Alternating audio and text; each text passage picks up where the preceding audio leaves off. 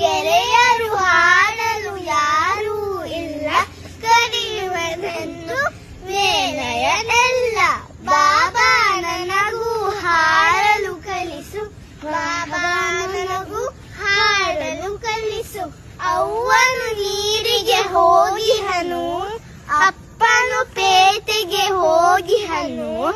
ಅವ್ವನು ಬರಲಿ ಅಪ್ಪನು ಬರಲಿ, ತಿನ್ನಲು ಹಣ್ಣನ್ನು ಕಳಿಸುವೆನು.